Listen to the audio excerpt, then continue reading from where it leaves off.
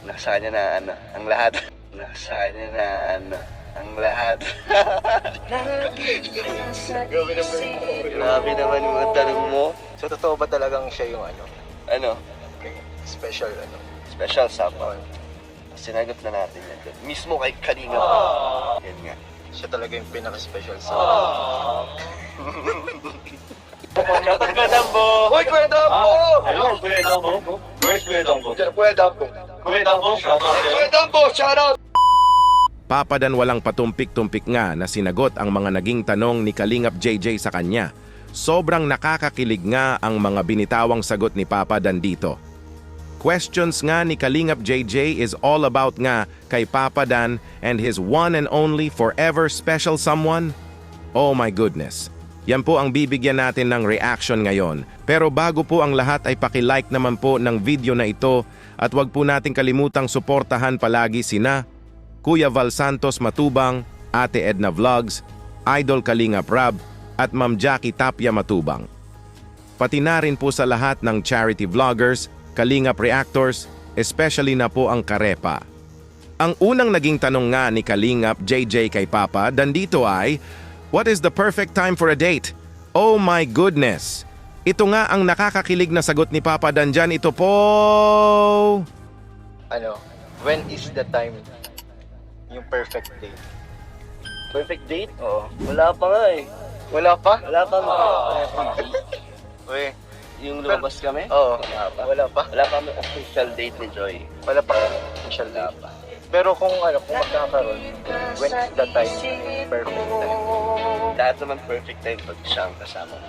Lahat naman perfect time pag siyang kasama mo. Perfect time. Grabe ka naman.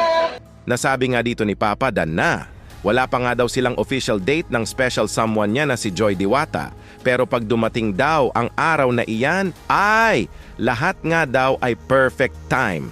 Kumbaga basta makasama lang niya si Joy ay ito na daw ang perfect time. Anytime is always a perfect time. At ito nga ang next question ni Kalingap JJ kay Papa Dan. Ito po. Bagan, ano yung love language mo daw? Kasi maraming love language eh. Sige, sige. By words of affirmation, yung pinupuri mo sa quality time, yan, gusto mo kasama siya lagi. Act of service, yung pinagsisilbihan mo siya, pinagluluto. Uy! Parang alam ko yun. Sana yun. Ano ba? Physical touch, di ba?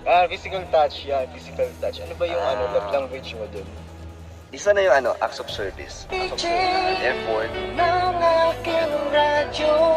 Time. And isa din yung words of affirmation. Affirmation, pinupuri mo. Para di ba, nakaka-encourage din or pa-boost ng confidence niya. Sabagay. Para mas, mas motivate, gano'n. Kahit na nasa kanya na yung Nasa kanya na ang lahat. Nasa kanya na ang lahat. Grabe naman yung mga tanong mo.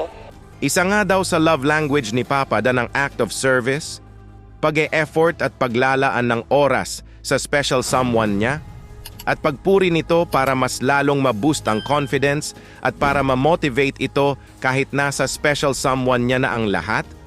Oh my goodness, nakakakilig ka naman Papa Dan, magmahal na po. Paniguradong mas lalong in love sa'yo ang special someone mo Papa Dan, that's 100% sure. At ito pa po ang question ni Kalingap JJ kay Papa Dan, ito po. So, pinagsilbihan mo na ba siya? Ang hatid sundo ano na yun, di ba? Effort na yun.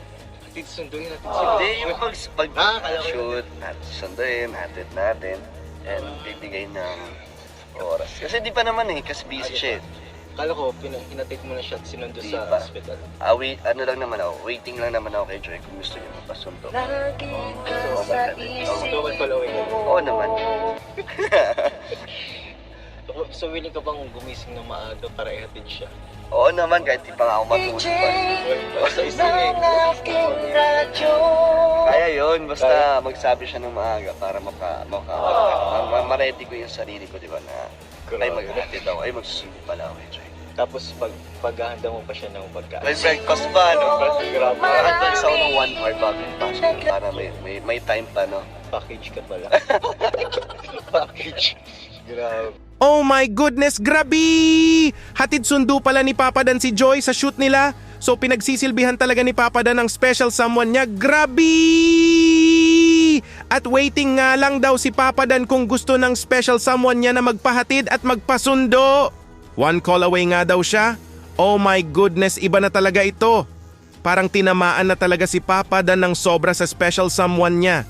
Willing nga daw si Papa Dan na gumising ng maaga para ihatid si Joy. Tapos siya na rin daw ang maghahanda ng breakfast. Oh my goodness, grabe na talaga ito. Papuntang forever na talaga ang Danjoy, that's 100% sure. At ito pa po, may question pa si Kalingap JJ. Ito po! Ano yung pinakagusto mo sa tambalang Danjoy? Yung characteristic, personality. Sa nararamdaman ko lang. Kasi sa akin, sa opinion.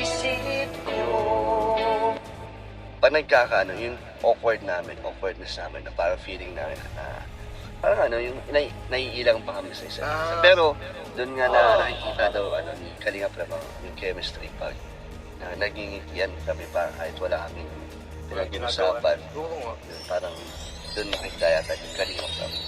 Yun yung uniqueness niya, yung siguro, hindi ko alam. Siguro, viewers ang makakasagot din yan eh. Yung mga nagko-comment nga, Danjoy daw, ngitian. ngitian siya. Pag nakikita pa lang, ngitian agad, okay na. Smile na agad. Grabe ngitian pa lang, grabe. Nagustuhan nga daw ni Papa Dan ang pagiging awkward nila ni Joy.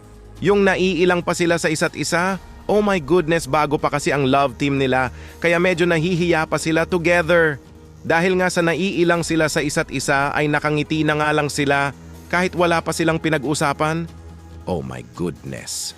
At sa ngitian nga ng Danjoy sa isa't isa ay nakatatak na sa ating isipan na it's Danjoy. Kumbaga pag Danjoy, maaalala natin ang ngitian nila together. At ito pa po, may question pa nga si Kalingap JJ. Ito po. Ano yung naalala mo? Ay, ano yung mga bagay na naalala mo kapag nakikita mo si Joy? About naman sa kanya, pag maaalala ko siya, siya yung kauna na sumakay sa akin. Ayun, Every time na gamit yung sasakyan, naalala mo siya? nandito siya. Ayun. Nakasakay na dito siya. Si Joy. So kahit wala siya, kahit physically absent siya din sa Mentally present. Mentally present. mentally present. Kasi kasama naman siya sa... Grabe naman. Oh my goodness, grabe! Every time nga daw na gamit ni Papa Dan ang sasakyan niya ay naaalala niya si Joy. Naku po! Dahil ang special someone niya na si Diwata nga daw ang unang sinakay niya sa kotse niya. Oh my goodness, nakakakilig naman ito! Physically absent nga daw si Joy pero mentally present. Halaka! Bayahing forever na talaga ang Danjoy.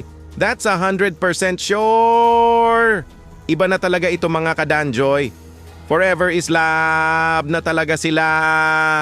At ito po ang last question ni Kalingap JJ. Ito po. So totoo ba talagang siya yung special Special someone. Special someone. Sinagot na natin yan. Mismo kay Kalingap. and kay Kuya Brooks? Doon mismo din Yung sa talaga harap mismo, ni Kuya Brooks na yan nga. Siya talaga yung pinaka-special sa Ang isang Joy Diwata nga daw ang special someone ni Papa Dan. Wala na ngang iba pang special someone. Kumbaga forever special someone na niya ang Joy Diwata niya. Danjoy Road to Forever.